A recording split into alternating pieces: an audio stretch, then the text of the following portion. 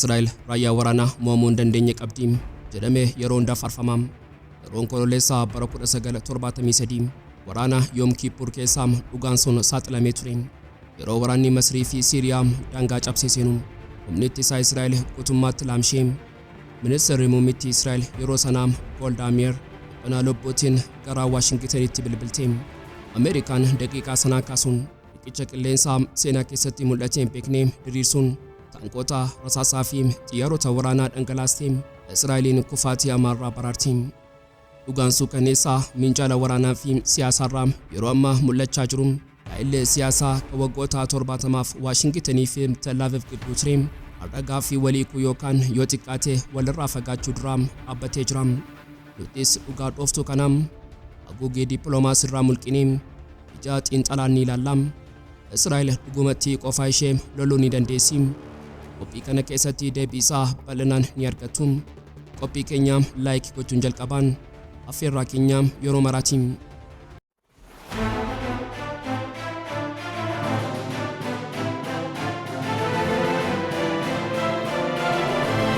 Yoyam Shamar Kafunim kabajamtoota dhaggeeffattoota keenya kun Oromia 24 News dha. Kanneen chaanala YouTube keenya faara taatan subscribe gochuun maatii keenya ta'aa. Qophiin keenya namoota hedduu bira akka ga'uuf like share gochuun waliif qooduun dagatinaa. Haga xumura qophii keenyaatti turtii gaarii.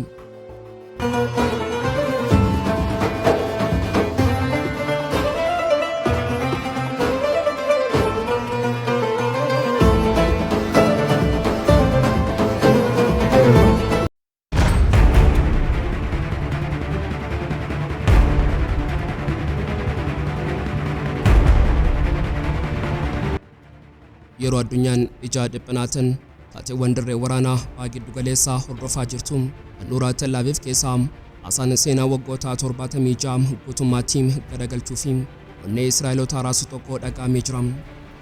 Muummichi ministeera Israa'el Biniyaamin Netanyahuun haasaa dhiyeenya kana taasiseen nuti of dandeenyee of ittisuu qabna, of dandeenyees diinota keenya loluu qabna yeroo jedhu jechoonni kun namoota idileetiif haasaa of tuulummaa fakkaachuu danda'a. Garuu Ogeeyyii ji'oopolitiksii fi basaasotaatiin yeroo xiinxalamu haasaan kun of tuulummaa osoo hin taane hiyyiinsa dhiphinaa isa dhumaati. Haasaan kun kakuu Israa'el waggoota kurnan darban uummata isheetti gurguraa turte. Nuti Ispaartaa baagiddu galeessaati. Qofaa keenya loluu dandeenya kan jedhu guutummaatti daaraa kan godhedha. Mee dhugaa dhooftuu kana haguuggii dippiloomaasii irraa mulqinee ija xiinxalaan haa ilaallu. Israa'el dhugumatti qofaa ishee loluu dandeessi. Deebiin isaa daqiiqaa tokkoof illee hin dandeessu kan jedhudha.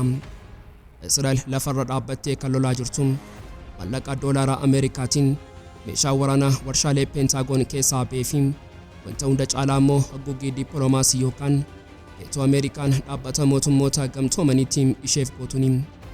Kanaafuu Netanyahuun of dandeenye loluu qabna yeroo jedhu dhugaan lafa jalaa waraana loluu osoo hin taane sodaa Ameerikaan harka ishee narraa cufatti laata jedhudha. Kun dhiphina abbaa biyyummaa osoo hin taane dhiphina mucaan harma haadhaarraa gargar baafamuuf deemu tokko qabudha.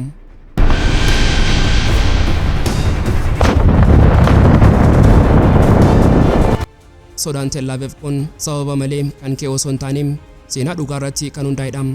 Hooggantoonni Israa'el iccitii seenaa sadii garmalee sodaatu.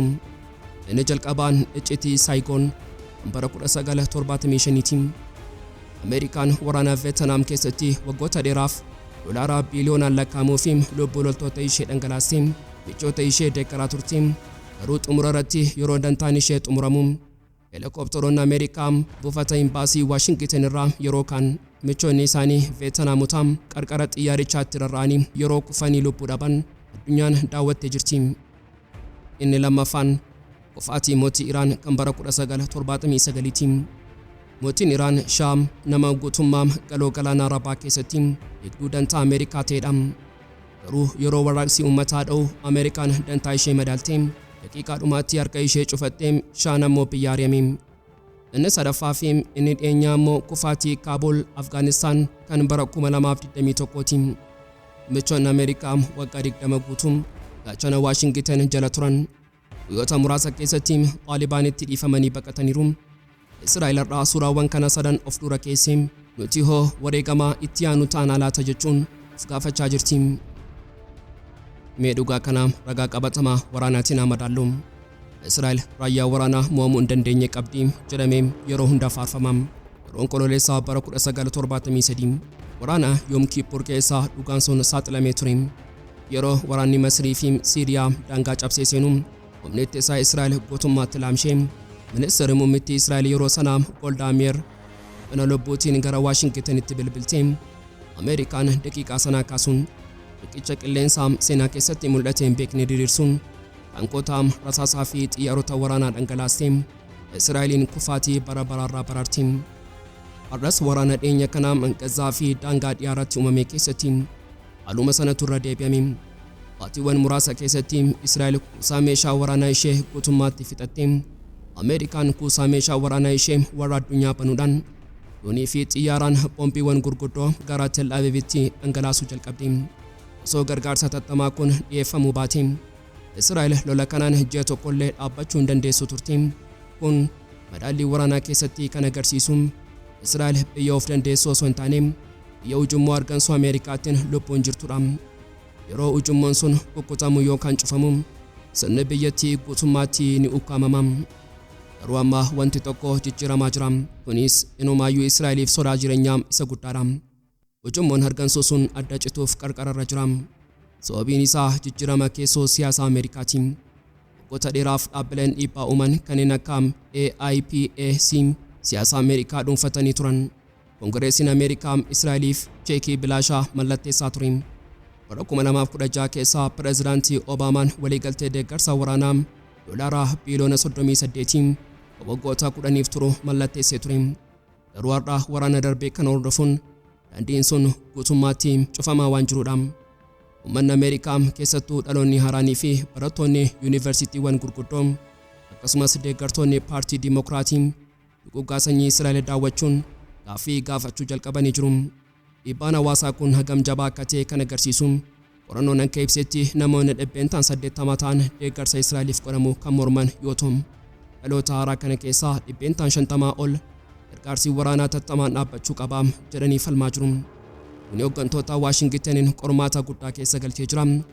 Filannoo fi dantaa siyaasaa ofii eeggachuuf jecha aangoonni akka Baayiden yeroo tokko meeshaa waraanaa tokko ni dhorkinaa jechuun dorsisaa turuun isaanii ni yaadatama.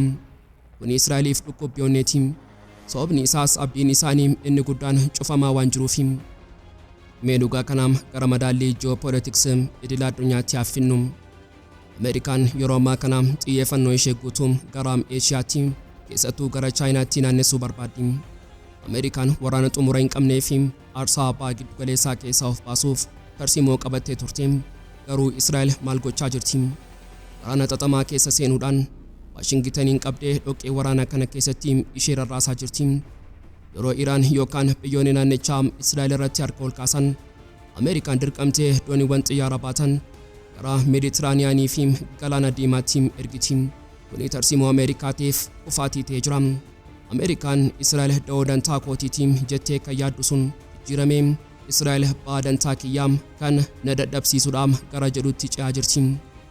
Haala xaxamaa kana keessatti Netanyahuun Koongireesii Ameerikaa duratti dhiyaatee nuti waraana kana qofaa keenya loluu dandeenya, isin qofti meeshaa nuuf kennaa yeroo jedhu namichi kun murannoo sobaatiin diigama keessoo isaa dhoksuuf carraaqaa jira. Israa'el sirna meeshaa Ameerikaa irraa walabatuuf warshaalee waraanaa ofii ishee babal'isuuf yaalii gochaa jirti. Garuu gabaan meeshaa waraanaa salphaa miti. Israa'el yoo xiqqaate dhiyeessii waraanaa guddaa warra dhiyaarraa argattu ofii isheetiin bakka buufachuuf waggoota kudhanoota ishee gaafata. Osoo isheen warshaa ijaarrattu kellaan ibiddaa Iraan, Lebaanos, Yemanii fi Gazaan ishee liqimsuuf qophii xumuranii jiru. Magaalatti dhugaan suukkanneessaan minjaala waraanaa fi siyaasaarra jiru tokko gaa'illi siyaasaa kan waggoota 70f Waashingtanii fi Tel Aviv gidduu ture. Ragaa fi wal-hiikuu yookaan yoo xiqqaateem walirraa fagaachuu dura dhaabbatee jira. Israa'el isheen addunyaa duratti akka Daawit isa xiqqaatti of fakkeessitee warra Arabaa Gooliyaadiin gootee mo'achaa turte. Har'a iccitiin ishee saaxilamee jira. Addunyaan amma Israa'eliin akka Gooliyaad isa meeshaa waraanaa ammayyaawaa Ameerikaatiin guutamee kan uummata harka qullaa jirutti gara jabeenyaan raawwatutti ilaaluu jalqabdee jirti. Addunyaan dammaqxee jirti. Yoo dhugumatti ulaan deeggarsa Ameerikaa cituu eegalee yoo Waashingtan dantaa ji'oopolitiksii isheef jettee keessattuu Chaayinaa madaaluuf yookaan dhiibbaa uummata isheef jettee harka ishee Israa'el irratti cufuu jalqabde. Israa'el biyya loluu dandeessu qofa osoo hin taane biyya lubbuun jiraachuu dandeessu ta'uun ishee gaaffii jala gala. Netanyahuun kana sirriitti beeka. Kanaafidha iyyiinsi isaa iyyiinsa gootaa osoo hin taane iyyiinsa namaa hallayyaa irra dhaabbatee fi haada duubatti isa harkisu akka hin cinneef muddamaa jiru kan ta'edha. Madaalliin waraanaa Har'aa weedinaa qofa osoo hin taane dandeettii obsaa fi jijjiirama siyaasaa keessoo biyyoota gurguddoo akka madaalamutti ce'ee jira. Israa'el amma waraana dirree qofa osoo hin taane waraana lubbuun jiraachuu mataa ishee eegaltee jirti.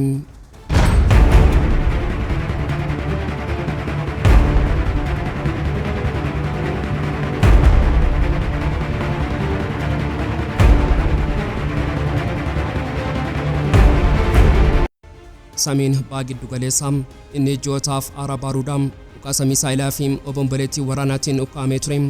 Oduu haaraa fi wal'aatee tokkoon dammaqee jira. Osoo addunyaan dhiphina waraanaa hordoftuun masaraa White House fi Tel Aviv irraa sagaleewwan waliif faallaataan dhaga'amaa jiru. Pireezidaantiin Ameerikaa Doonaald Tiraamp namicha of tuulummaa fi dhaadannoo sobaatiin addunyaa bulchuu barbaadu waraana kana xumuruuf waliigaltee guddaa irra geenyerraa jedhee labse. Garuu sa'aatii muraasa booda muummeen ministeera Israa'el Beniyaamin Netanyahuun murannoon ba'e amma ani aangoorra jirutti Iraan meeshaa niwukileeraa gonkumaa hin argattu jechuun waraqaa nagaa Tiraamp dharaatti makee jira. Dubbiin Netanyahu kun afaan siyaasaa qofa miti. Inni sarbama Dippilomaasii fi waldhabdee cimaa Tiraamp wajjin qaban ifatti addunyaatti kan saaxiludha. Anii fi Tiraamp dhimma kanarratti guutummaatti wal hubanneerra yeroo jedhu dhugaan lafa jalaa garuu nuti waliin gallee garuu ana malee Tiraamp murteessuu hin danda'u jechuu isaa agarsiisa. Meetaatee muddamaa kanaa gadi fageenyaan haa ilaallu. Waraanni Guraandhala 28 2026 eegale kun Ameerikaa fi Israa'eliif abjuu naasisaa ta'ee ture. Tiraamp guyyaa muraasa keessatti Iraaniin nan jilbeenfachiisa jedhee yeroo waraana banu. Iraan ammoo misaayila ishee warra ammayyaawaa fi kilaasaraa fayyadamtee droonii ishee warshaarraa gara samii diinaatti erguun buufataalee Ameerikaa warra doolaara biliyoonaan lakkaa'aman daaraa goote. Dinagdeen addunyaa hulaa hormuus hudhamuun Tiraamp dhiphina keessa galchee filannoo walakkaa Ameerikaa sodaachuun Tiraamp nagaanan fida jedhee guddamaa dippiloomaasii eegale. Kamisa darbee Tiraamp miidiyaatti ba'ee odola kaargim ishee onnee boba'aa Iraan taate irratti tarkaanfii waraanaa guddaa fudhachuuf deebinaa jedhee doorsisaa ture. Garuu sa'aatii muraasa qofa booda jecha isaa liqimsuun nagaa buufnee jirra. Waliigaltee guddaa Iraan wajjin gooneerra jedhee siif faallaa kenne. Jijjiiramni tasaa kun maaliif dhufe? Xiinxaltoonni akka jedhanitti Iraan doorsisaa Tiraampiif yoo kaarjii tuqxan boba'aan ba'a giddu galeessaa hin ba'u jechuun akeekkachiisa jabaa waan kenniteef. Tiraamp aarsaa waraanaa fi dinagdee baachuu waan dadhabeef gara mariitti baqate. Garuu Netanyahuun nagaa kana hin barbaadu. Seenaa siyaasaa Israa'el keessatti Netanyahuun diina alaa uumuun aangoo isaa tikfachuun beekama. Waraanni kun yoo dhaabbatee inni gaaffii uummataa fi mana murtii keessa seenee aangoo isaa dhabuu danda'a. Kanaafuu waliigalteen Tiraamp oofaa jiru Israa'eliif balaa guddaadha jedhee amana. Netanyahuun Iraan niwukileera hin argattu yeroo jedhu Tiraamp waliigaltee sana keessatti Iraaniif laafina kenneera shakkii jedhu qaba. Waldhabdeen Tiraamp fi Netanyahu kun addunyaa dinqiisaa jira. Kanaan dura michoota cimaa kan ofiin jedhan ramadaallii waraanaa fi dantaa siyaasaatiin walitti garagalanii jiru. Tiraamp waraana kana xumuree dinagdee Ameerikaa fi boba'aa addunyaa tasgabbeessuun ofii isaa nama nagaa uumuu of fakkeessuu barbaada. Beniyaamin Netanyahuun ammoo waraana kana itti fufsiisuun Iraaniin guutummaatti laamshessuu fi aangoo isaa eeggachuu hawwa.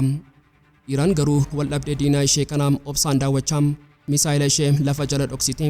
Dippilomaasiin yoo dhufee ni fudhannaa, waraanni yoo dhufee nuti duruu qophiidha jechuun ofitti amanamummaa guutuun teessee jirti. Walumaa galatti addunyaan waraqaa sobaa fi waraqaa dhugaa gidduutti rarraatee jirti. Tiraamp walii galleerraa yoo jedhees Netanyahuun ani waliin gallee jechaa jira. Iraan isheen diina ishee madaallii teekinooloojii fi obsaan dadhabsiifte. Amma muddama Waashingitanii fi Tel Aviv gidduutti uumame kana daawwachaa birmadummaa ishee tikfachuuf humna ishee qarattee eegaa jirti. Sibiilli diinaa yeroo walitti bu'u dhugaan lafarraa harka Iraan jalaa akka jiru seenaan ifa gochaa jira. Egaan kabajamtoota dhaggeeffattoota Oromiyaa 24 News qophii guyyaarraaf qabannee dhiyaannee asumarratti goolamaa kanneen chaanala YouTube keenyaaf haaraa taatan subscribe gochuun maatii keenya ta'aa. Keenya namoota hedduu biraa akka ga'uuf like share gochuun waliif qooduun dagatinaa. Xumuraatti waan nu faana turtaniif galatoomaa.